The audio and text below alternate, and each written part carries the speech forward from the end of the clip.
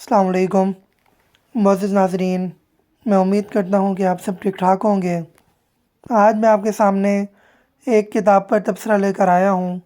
کتاب کا نام ہے جنگل میں دنگل اور اس کے مصنف ہیں نوعمر ادیب سلمان یوسف سمیجہ۔ یہ تبصرہ ماہنامہ بقائے نور لاہور اپریل 2023 میں بھی شائع ہوا ہے اور ہم اسے صوتی شکل میں آپ کے سامنے یوٹیوب کے لیے بھی لے کر آئے ہیں۔ تو چلیں بڑھتے ہیں تبصرے کی طرف۔ سلمان یوسف سمیجہ کا نام بچوں کے ادب میں جانا پہچانا ہے۔ چھوٹی عمر کے اس بڑے ادیب سے شناسائی ادب اطفال کے مختلف رسائل کے ذریعے ہوئی۔ ان کی کہانیاں جب پڑھتے تھے تو ہم سمجھتے تھے کہ یہ کوئی پختہ عمر کے قلمکار ہیں، لیکن جب شناسائی ہوئی تو پتہ چلا کہ یہ تو ہم سے بھی چھوٹے ہیں۔ سلمان یوسف نے اپنی صلاحیت کو ضائع نہیں ہونے دیا اور تعلیم کے ساتھ ساتھ ادب کی دنیا میں اپنا سفر برق رفتاری سے جاری رکھا۔ 2021 میں سلمان یوسف سمیجہ کی پہلی کتاب کہانیوں والی چڑیا کے نام سے منظر عام پر آئی، جسے ہاتھوں ہاتھ لیا گیا۔ اب ان کی دوسری کتاب جنگل میں دنگل کے نام سے شائع ہوئی ہے۔ کتاب کا سر ورق انتہائی دیدہ زیب اور دل موہ لینے والا ہے۔ کتاب کا انتساب صاحب کتاب نے اپنے بزرگوں کے نام کیا ہے، جس میں وہ کچھ یوں لکھتے نظر آتے ہیں: میرے نانا ابو مرحوم اور نانی ماں مرحومہ کے نام، جو ہمیں بامقصد زندگی بسر کرنے کے گر سکھا گئے۔ اللہ پاک ان کو کروٹ کروٹ جنت نصیب کرے، آمین۔ کتاب کی ابتدا میں دور حاضر کے نامور قلمکاروں کی آراء شامل ہیں۔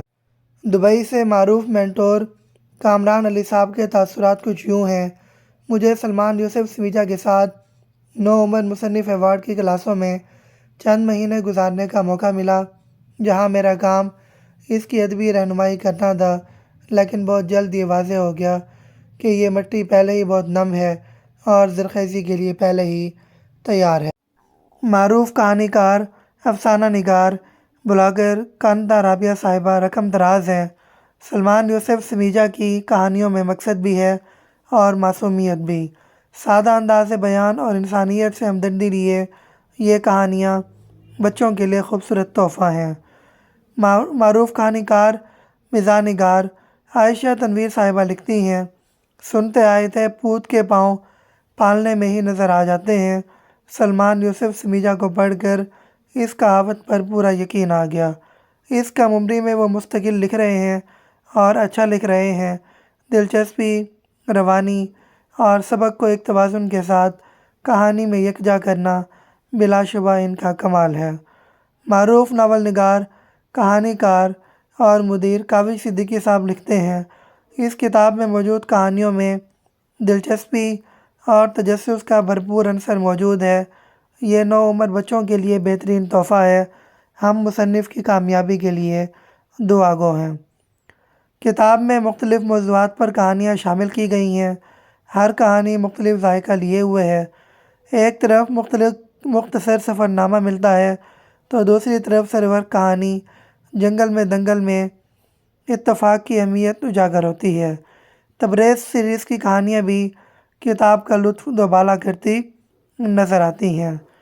کچھ گپ شپ یعنی پیش لفظ میں مصنف اپنی اس کاوش پر بے حد مسرور نظر آتے ہیں اور لکھتے ہیں کہ اپنی لکھی ہوئی کہانیوں کو کتابی صورت میں یکجا کرتے ہوئے میں ایک خوبصورت احساس سے دوچار رہا۔ اب اس مجموعے کے شائع ہونے سے میرے حوصلے مزید بلند ہو گئے ہیں۔ کہانیوں والی پری، امتحانات کیسے ہوئے، ادیب کی عید، مددگار ہاتھ، پنکو گلاب اور تبریز سیریز کہانیاں بچوں کو اپنی گرفت میں لینے کے لیے کافی ہیں۔ اس خوبصورت دیدہ زیب کتاب کو معروف اشاعتی ادارے بچوں کا کتاب گھر نے شائع کیا ہے۔ لے آؤٹ بھی بہت عمدہ ہے۔ میں سلمان یوسف سمیجہ کو ایک بار پھر صاحب کتاب بننے پر مبارکباد پیش کرتا ہوں۔ میرے والدین سے بھی درخواست ہے کہ اس طرح کی شاندار کتب تک اپنے بچوں کو رسائی دیں، انہی سے ہی نسل نو کی تربیت ہوگی۔